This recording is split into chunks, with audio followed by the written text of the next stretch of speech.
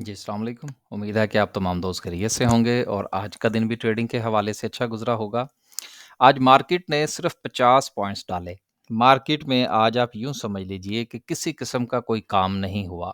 Volume जो था वो ना होने के बराबर है। उसकी सबसे बड़ी वजह जो हम गुज़िश्ता काफ़ी दिनों से डिस्कस करते चले आ रहे हैं, आज भी वही है क्योंकि मैंने बहुत सारी अख़बारात देखने की कोशिश की है। कुछ जो है वो न्यूज़ चैनल्स को भी फ़ॉलो करने की कोशिश की है, फिर सोशल मीडिया को भी देखा है। एक जूँ की तू की सूरत-ए-हाल है, गैर यकीनी अपनी जगह पर बरकरार है। लेकिन एक अच्छी बात जो है वो ये है कि नए चीफ़ जस्टिस साहब जो हैं वो बहरहाल इंशाअल्लाह जो है वो कुछ नई खबरें जो है वो हमें सुनने को मिलेंगी लॉ एंड ऑर्डर के हवाले से, कानून की हुक्मरानी के हवाले से। उसका एक पॉज़िटिव इम्पैक्ट ज़रूर आएगा, कॉन्फिडेंस ज़रूर थोड़ा-सा बहाल होगा। लेकिन उसका जो कि इकोनॉमी के साथ इतना डायरेक्ट ताल्लुक नहीं है, लोगों का एतमाद बहाल होते हुए, फैसले आते हुए यकीनन वक़्त लगेगा।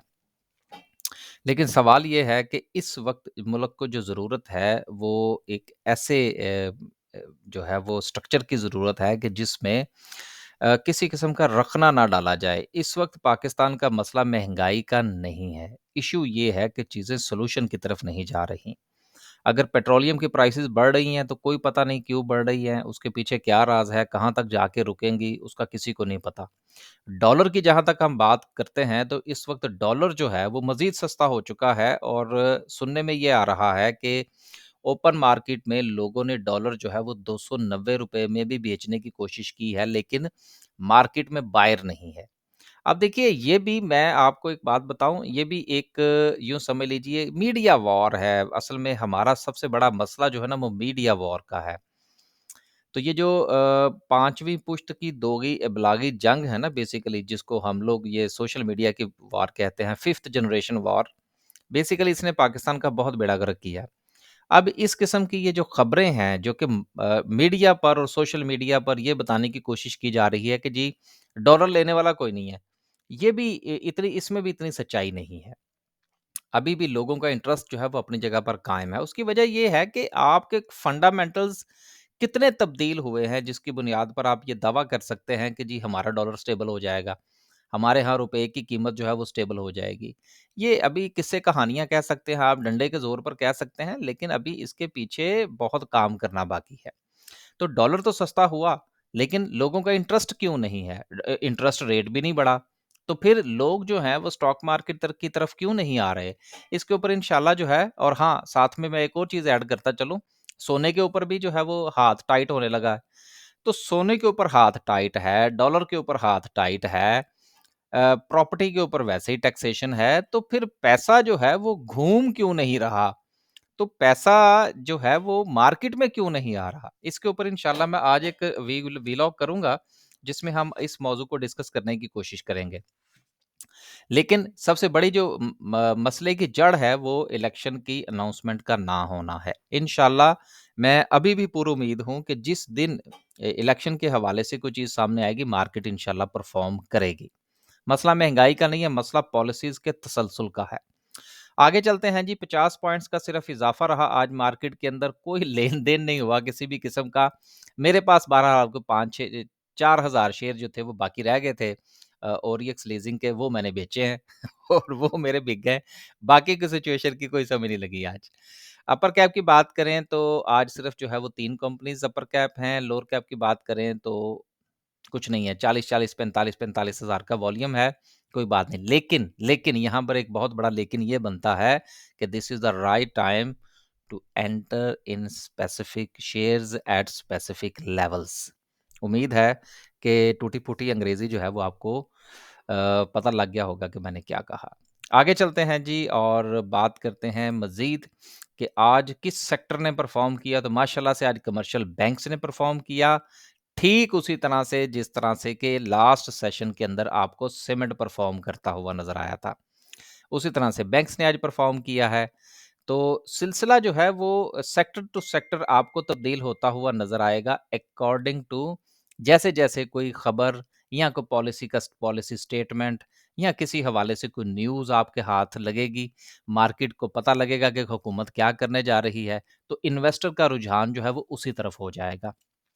लेकिन कमर्शियल बैंक्स के हवाले से मैं गुज़िश्ता काफ़ी दिनों से इस रार पे हूँ कि कमर्शियल बैंक्स विल परफ़ॉर्म। जितने नीचे आ गए हैं, अच्छी बात है, देखिए जो अच्छा लगता है उसमें आप अपना जो पोर्टफ़ोलियो है वो आप उसमें एक आध बैंक जो है वो ज़रूर रखें। मेरा तो चूँकि कोई मुझे तो कोई फ़र्क नहीं पड़ता कौन-सा बैंक है। लेकिन बहुत सारे दोस्त हैं जो बेचारे बहुत ज़्यादा जो है वो सोच-विचार के बाद जो है वो बैंकिंग सेक्टर का जो है वो कोई शेयर खरीदते हैं। तो चलें झूठा सच्चा आपके पास मीज़ान बैंक तो है ना? तो उसमें जो है वो आप देख सकते हैं। लेकिन मैं यहाँ पर आपको रोकूँगा, मैं मीज़ान बैंक को रिकमेंड नहीं कर रहा। आपने देखना है कि वो किस लेवल पर आपने बाय करना है। लेकिन मैंने एक मिसाल दी है कि अगर आप बाकी बैंक्स में नहीं तो चले उसको इवैल्यूएट कर लीजिए। जहाँ पर आप उसको आपको उसकी कोई जस्टिफाइड प्राइस लगती है, आप उसमें एंट्री बना लीजिए, लेकिन बैंकिंग सेक्टर का 1 शेयर आपके पोर्टफोलियो में होना चाहिए।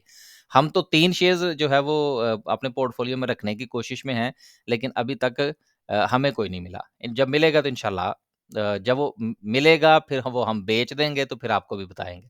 आगे चलते हैं जी और ऑयल एंड गैस में भी आज थोड़ी-सी सिचुएशन बेहतर रही, फिर पावर जनरेशन ने थोड़ा-सा परफ़ॉर्म किया, 15-16 पॉइंट्स उसने डाले, फिर टेक्नोलॉजी है, देन ऑटोमोबाइल्स एंड देन फिर सो एंड सो सिचुएशंस जो है वो चलती रही है।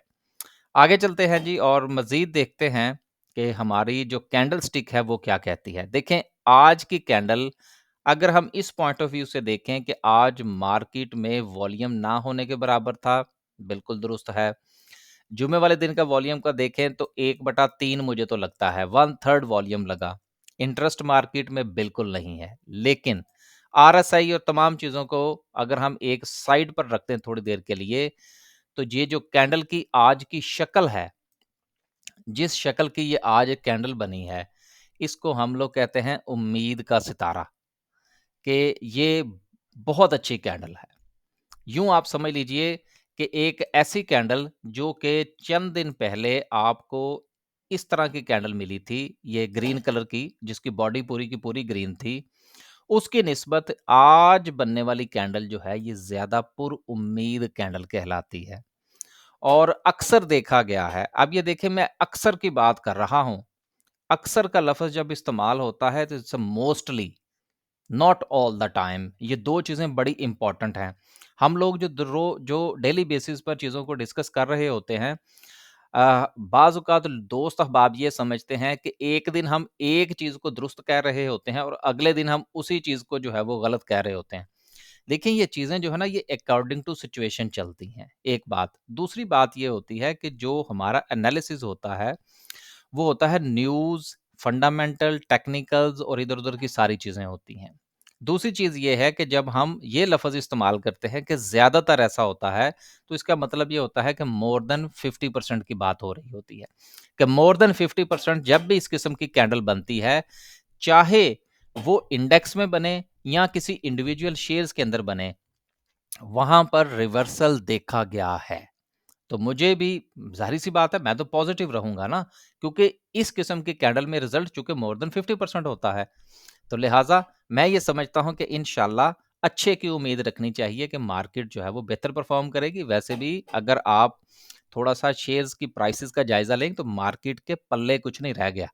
शेयर्स की प्राइसेज़ जो है वो बहुत ठीक है, कुछ पाकिस्तान होटल डेवलपमेंट देख लें जी डबल हो गया, ठीक है जी। पाकिस्तान नेशनल शिपिंग कॉर्पोरेशन चलिए देखें जी कहाँ चला गया। अच्छी बात है यार, चले गए। लेकिन आपने ओवरऑल मार्केट का देखना होता है कि वो क्या कर रही है। इंडेक्स ठीक है, कुछ शेयर्स की बुनियाद पर इंडेक्स तो अपनी जगह पर खड़ा है 46 के करीब, लेकिन शेयर्स की प्राइसेस 39 पर जा चुकी हैं। तो इसलिए मार्केट में रिवर्सल का आना कोई अचंभे की बात नहीं होगी। आखिर में सिर्फ ये चीज़ ज़रूर बताएँगे कि 46 का एक नफ्सियाती लेवल जो है वो बन चुका है। अगर मार्केट यहाँ से रिवर्स करती भी है, बाउंस बैक करती भी है तो 46 को मत भूलिएगा। ताकि आप स्टॉप लॉस के साथ चलें। इलेक्शन की डेट अभी अनाउंस नहीं हुई, तो अगर तो फ़र्ज़ कीजिए इलेक्शन की डेट अनाउंस हो जाती है, साथ में कुछ 1-2 और पॉज़िटिव खबरें आ जाती हैं, तो फिर तो 46 का लेवल जो है वो ब्रेक हो जाएगा। लेकिन जब तक फंडामेंटली चीज़ें बेहतर नहीं होती, तब तक 46 का एक नफ़्सियाती हद जो है, उसको मत भूलिएगा। स्टॉप लॉस के साथ पोज़ीशन ले सकते हैं तो लीजिएगा, अगर नहीं ले सकते तो फिर बेहतर ये है कि आप थोड़ा इंतज़ार कर लीजिए। बस जी, आज इस उम्मीद के साथ, एक अच्छी कैंडल के साथ वीडियो का इख्तिताम करते हैं और आखिर में मैं हमेशा कहता हूं कि पैसा आपका है, सोच समझ कर इस्तेमाल कीजिए। अगर आपको लगता है कि ये वक्त अच्छा नहीं है तो थोड़ा इंतज़ार कर लीजिए, और अगर आप समझते हैं कि this is the right time to take the opportunity, so why not invest in the Pakistan stock exchange. अल्लाह हाफिज़।